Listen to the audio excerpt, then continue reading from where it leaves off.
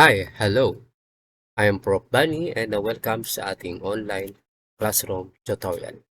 Ang today's topic, we are going to discuss the difference between the OR gates and the XOR gate.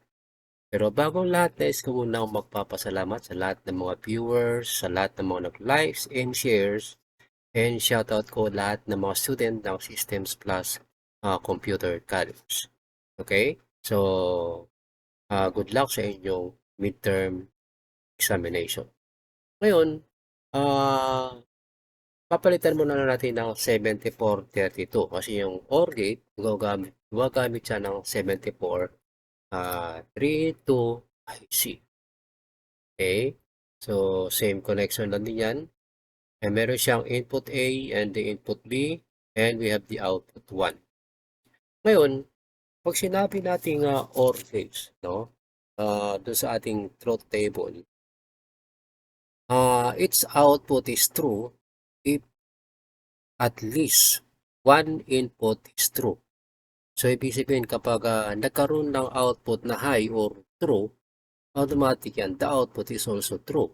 Okay?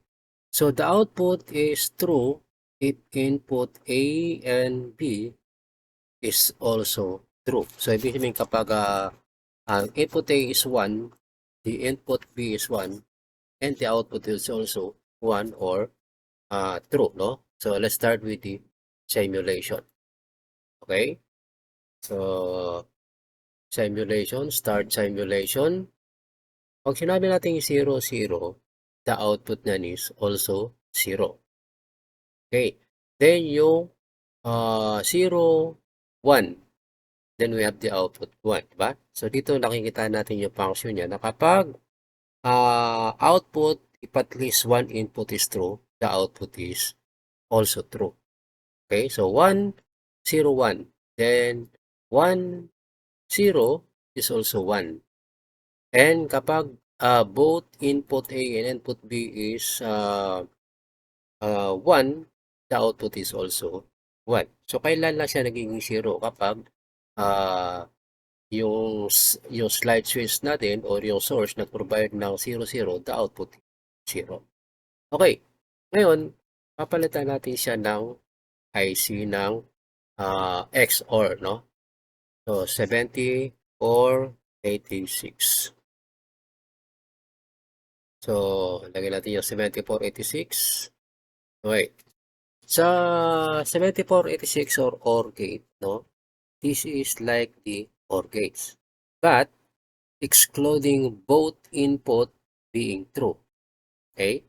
So, the output is true if inputs A and B are different. XOR gate can only have two inputs. So, the output is true if either input A or B is also true.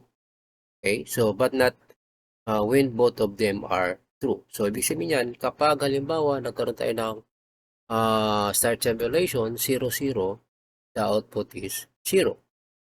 And yung 0, 1, the output is 1. Okay? Then yung 1, 0, the output is also 1. And kapag yung output is A and B is high or 1, the output is 0. So, kabaliktaran siya ni OR gates. No? Kanina si OR gates, kapag parehong high or parehong output niya ng A and B is 1, the output is 1. Pero yung XOR gate, kapag output is 1 and 1, the output is 0. Right? So, same lang din siya, no? Kapag nagkaroon ng 1, meron siyang output din na also 1. So, yung pagkakaiba lang, no? Yung dalawa, yung 7486 sa 7432, kapag nagkaroon ng output ng A and B is 1, and XOR gate, the output is 0, but in OR gates, the output is 1. Okay? So, that's all guys, yung discussion regarding dito sa OR gate and the AND gate. Okay? So, thank you for watching. See you on my next tutorial. So, bye-bye.